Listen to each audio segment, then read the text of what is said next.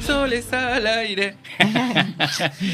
Bueno, ahora vamos a pasar a un segmento muy importante que es la nota del día, ¿sí? Tenemos a Celina. Celina, ¿cómo estás? Bueno, presentate, contanos un poquito de vos, que te queremos conocer y te quieren conocer todos nuestros oyentes. Hola, Ramiro. Hola, Marina y Hola. todos los oyentes. Un gusto de estar acá. Bueno, yo pertenezco a Soles de Mayo. Por ahí me ven poquito porque no estoy en Fines, pero sí hago otras participaciones. Bueno, mi nombre es Celina García Tuñón. Yo soy educadora, jubilada ahora recientemente, pero me considero siempre educadora. Para siempre. No se pierde eso. No se pierde, eso no jamás. se pierde. Me pone eso la no piel se de pierde. gallina, mira. Es verdad, voy a robártelo. Educadora para siempre. Para siempre. Bueno, yo estudié la carrera de Historia en la Universidad del Conurbano, como tantas otras que afortunadamente se abrieron en el Conurbano, la Universidad Nacional de General Sarmiento, y después hice una maestría en Derechos Humanos, dependiente de, en realidad, la financia la Unión Europea, así que tenía de compañeros a estudiantes en general de América Latina, pero algunos europeos también, un canario, una belga. Bueno, Pero tenemos una así que súper educadora, ¿eh? Ojo con la nota que tenemos hoy, ¿eh? la maestría, bueno, cursé, por supuesto, todas las materias y cursos de la maestría, y mi trabajo de investigación estuvo basado en educación y encierro, ¿no? Y también antes de hacer la maestría trabajé en un centro cerrado, un centro de contención de menores y de recepción de menores. Tenía las dos funciones. Esto es que recibe a los menores que delinquen y en algunos casos los alojan ahí. Así que, bueno, ese trabajo era en combinación, digamos, con la universidad donde yo estudié, que tiene una fuerte impronta en relacionarse con la comunidad y dentro de la comunidad con los sectores más desfavorecidos de la ciudad. Hoy tenemos esta entrevista así con un punto muy importante que ya estuvimos tocando un poquito el bloque anterior, sí, así que... Es no a la baja de edad de imputabilidad. Y por eso queremos charlar con Celina para que nos cuente en qué basamos esta afirmación, por qué decimos no. Creo que la primera afirmación, ¿por qué no?, la dijiste vos, Marina, hace un rato, ¿no? Hay una responsabilidad del Estado con respecto a garantizar derechos a los niños, niñas y adolescentes. Es una responsabilidad que deviene de las convenciones internacionales a las que nuestro país adhirió hace tiempo. La Convención Internacional por los Derechos del Niño, por ejemplo, la Declaración Universal de Derechos Humanos, básicamente, empezando por ahí, y muchas otras declaraciones también. Que todas desde la reforma constitucional que se hizo en el 94, no solo suscribimos cuando se firmó, sino que tienen categoría constitucional porque forman parte de la Constitución Nacional de la República Argentina. Y por eso el Estado tiene que ser garante de esos derechos, ¿no? Entonces, estos derechos son, muchos de ellos los conocemos fácilmente, pues son el derecho a la salud, el derecho a la educación, el derecho a la identidad. Bueno, muchos de estos derechos también están ligados a la responsabilidad penal juvenil, ¿no? Y a qué se hace con los jóvenes que cometen delitos. El por qué no es por esto. Se responsabiliza en primer lugar a menores de edad antes de que el Estado se responsabilice por ellos, y más en este momento, porque proyectos de baja hay desde el 2002, por ejemplo, el periodo que yo estudié del 2002 al 2014, hubo aproximadamente 20 proyectos. Después hubo algunos más en la época del gobierno de Macri, pero nunca como en este contexto se logró que se trate finalmente, porque antes se negaban a tratarlo porque tenía un costo político muy importante tratarlo. Y ahora pareciera que no, pareciera que hay como un consenso, ¿no? Y una habilitación que, digo, durante mucho tiempo hemos estado escuchando que delito de adulto, pena de adulto, ¿no? O responsabilizándose a los pibes, porque si uno escucha las noticias, o sea, esto que es una construcción del niño peligroso, hace años que empezó como vos decís, incluso a fines de los 90, sí, digamos, donde lo que era un sentimiento natural de los adultos de una comunidad de proteger a los niños, se empezó a dar vuelta para temer a los niños. ¿Cuántas veces la gente va caminando por una vereda, viene un chico con gorrita y cruzan de vereda? Es como un temor a los niños. Y es realmente algo que fue, digamos, como la gota que horada a la piedra. Los medios insistieron y construimos esa figura. Y entonces la medida hoy tiene un cierto consenso social, porque también los medios mienten. Uno pensaría que el 90%, que la mayor parte de los delitos que se cometen los realizan menores. ¿Es esto así, Celina? Tenemos algunos números que la mayoría de ellos están extraídos de un informe anual que hace la Comisión Provincial por la Memoria. En el informe 2025 se ve ahí que hay 680 niños y niñas privados de la libertad. Y esto es que están en instituciones de encierro, ¿sí?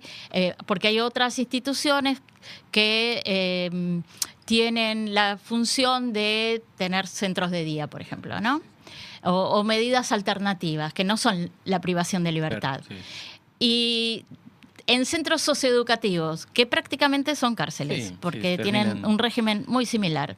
En la letra dice otra cosa, pero en los hechos pasa que es muy similar a una cárcel. Tienen la diferencia, porque esto es lo que pretende el gobierno nacional, que vayan a cárceles y estén alojados en principio en comisarías, que está vedado por la ley. Lo mismo que este dicho de delito de adulto, pena de adultos, es inconstitucional justamente por la convención, claro, ¿no? Porque tomamos la convención. Bueno, de estos números, de estos 680 niños y niñas privados de la libertad, hay un 10,7% que son menores de 16 años, o sea, que tienen entre 14 y 15. O sea, que ya existe la posibilidad de que un juez, a pedido del fiscal, ¿sí?, los someta a un régimen de privación de la libertad. Es muy importante lo que vos estás diciendo. Esto está establecido en la Ley de Promoción y Protección de los Derechos del Niño, que es el paradigma en el cual nos movemos, y los medios de comunicación lo desconocen. Porque, ¿qué te dicen? Como es menor, entran por una puerta y salen por la otra. Y eso no es verdad. No es verdad, ni para los de 16 a 18, ni para los de 13 a 15, 13, claro, 14 y 15. Por eso, entonces, eso es, miren, una afirmación que podemos decir. Existen instituciones, que son las que nos está contando Celina, que se ocupan de trabajar con menores, que hay que mejorarlas seguramente, porque un problema que tuvo esta ley fue siempre la financiación. Y tiene que haber un Estado nacional que se responsabilice por sus pibes. Y una sola aclaración, y ahora le doy. Los pibes son responsabilidad del Estado nacional. Lo dice la Constitución, volvemos otra vez, y lo dice su letra, que son todos estos tratados internacionales que nuestro país suscribió. Sí, ahora. Sí, digo, los centros que albergan a menores de edad en la provincia de Buenos Aires, que es lo que yo he podido investigar, funcionan como si fuera un archipiélago. No sé si pueden visualizar lo que es un archipiélago. Son una isla al lado de la otra, ¿no? Entonces, por un lado, son instituciones, cada institución funciona de manera individual, ¿sí? Cada una tiene su propio director o directora de instituto de encierro, y se manejan de manera discrecional en cuanto a que, por ejemplo, hay institutos donde se los castiga mucho, donde también hasta se los reprime y se los lleva a tratos degradantes e inhumanos, como dejarlos desnudos, hacerles requisas a las familias cuando van a visitarlos, que a veces es necesaria porque también introducen drogas, pero también introducen, que eso es otro tema, también introducen drogas los mismos preceptores que las tienen que cuidar, ¿no? Entonces, bueno, y depende el instituto. Hay institutos que tienen una convivencia más tranquila y otros institutos donde es terrible la convivencia generada de una violencia desde arriba. Está todo ¿no? corroído. Exactamente. Entonces, ¿qué se hace? Bueno, se les dice a los menores que están allí, 14, 15 años ya dijimos que hay también, y 16 y 17, que si se portan mal los van a mandar a un instituto peor, ¿no? Entonces, por eso funciona como archipiélago, Claro. ¿no? Entonces, son individuales, tienen una cierta autonomía, pero no dejan de ser un archipiélago lleno de islas en las cuales se ejerce a través de la amenaza una violencia. Es importante también acá abarcar lo que vos marcabas al principio, por eso lo quiero resaltar. En este archipiélago hay algunos que trabajan muy bien. Exactamente. Y hay otros que trabajan muy mal.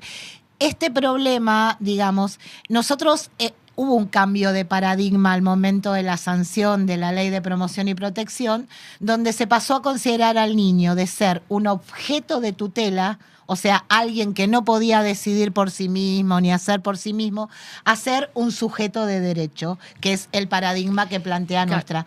El el objeto de tutela que tiene el paradigma de lo que era la ley del patronato, sigue, no se cambia por ley los paradigmas, sigue presente en la cabeza de gran parte de la población, digamos, que no consideran a los niños sujetos de derecho. Claro, y el problema que tenemos es que tenemos dos leyes vigentes. Claro. Sí, una es una ley de la dictadura, que es la 22.278, que es de 1980, que considera al niño como objeto de intervención de un juez.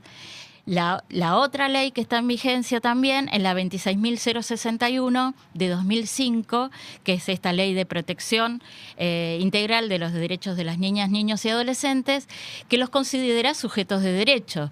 Entonces, ahí hay, por un lado, una ley que es represiva, punitiva, y la otra que pretende, al menos en la letra, garantizar derechos, y como dice Marina, depende del funcionamiento de cada instituto y en cada localidad y dentro mismo de algunas localidades. Por ejemplo, en La Plata hay un montón de institutos. Bueno, unos funcionan muy bien y otros no, ¿no? Unos son más represivos y otros menos.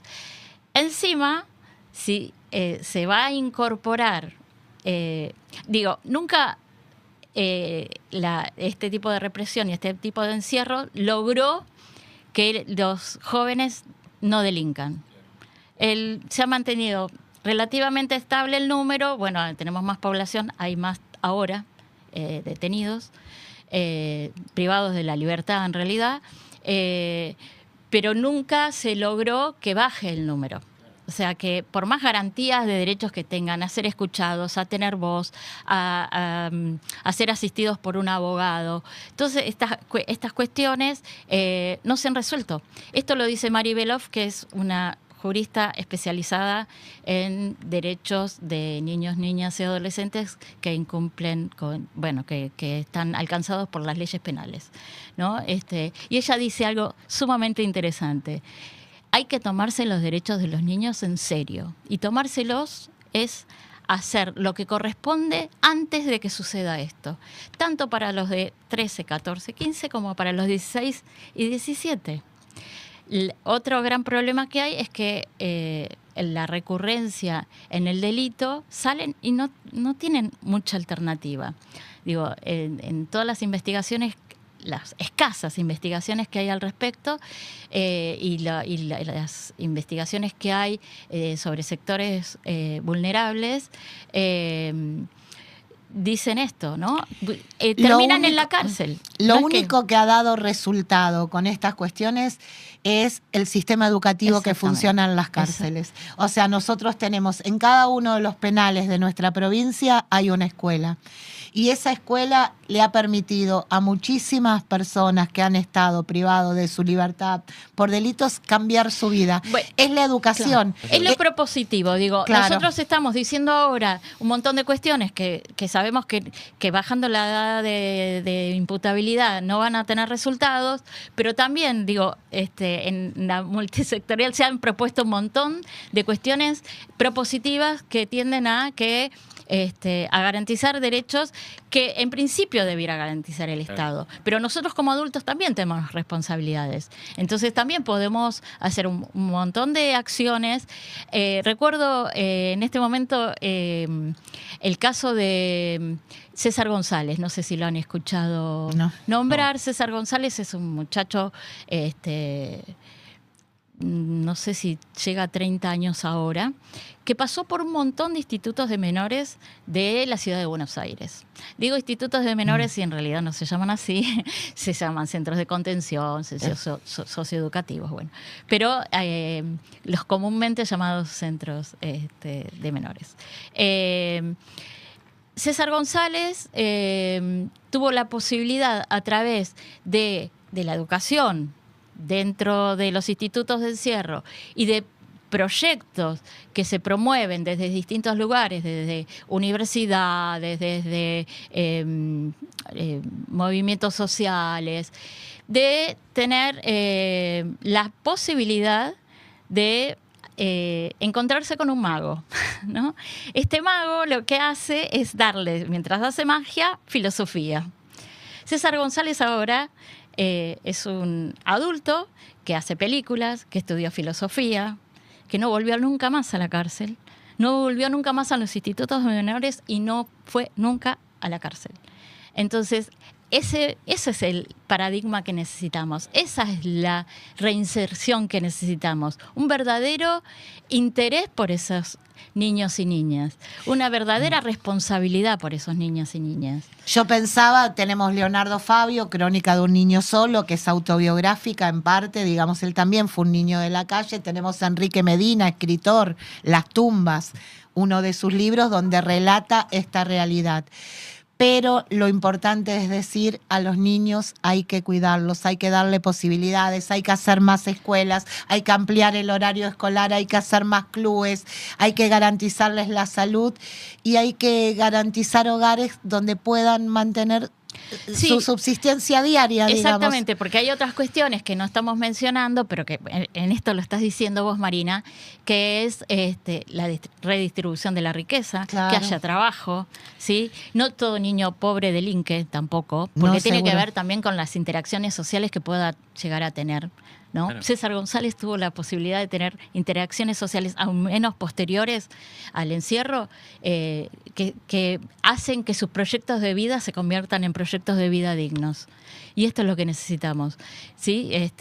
¿Y sabes de quién me olvidé? De Facundo Cabral, que tiene un relato maravilloso que si pueden alguna vez escúchenlo, cuando él llega solo a la capital después que había muerto el padre y hay un acto y la ve pasar a Evita y se quiere acercar a Evita para pedirle, bueno, y es Evita en persona la que a través de la fundación le da una casa para que viva su mamá y sus hermanos y una máquina de coser, que uno dice una máquina de coser que garantizó la subsistencia familiar con su mamá que hacía costura durante años.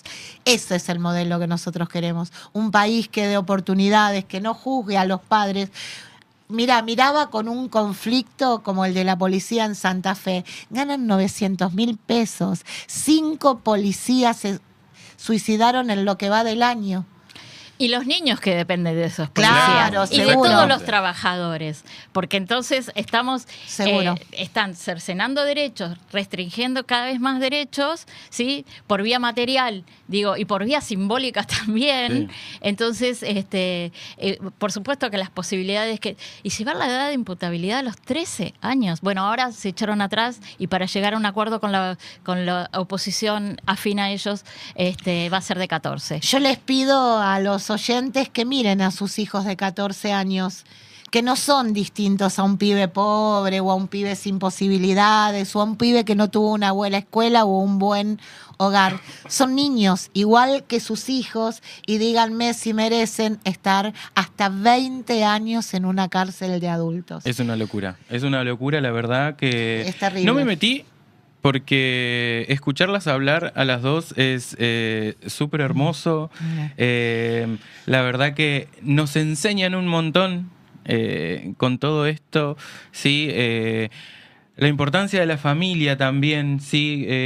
Este mensaje que nos han dejado, la verdad que es muy hermoso. Y como para ir más o menos... Una cosita, sí. que este viernes a las 18 horas en la Casa de Soles nos juntamos otra vez todo el que se quiera venir. La idea es hacer un documento un poco más amplio, digamos, de lo que fue la declaración, con algunos datos más como para poder ofrecer a los que tengan dudas acerca de este tema. Y yo quiero cerrar con, no es muy poético, pero algo que quiero decir, que ante el lema delito de adulto, pena de adulto, yo diría, ningún niño nace chorro.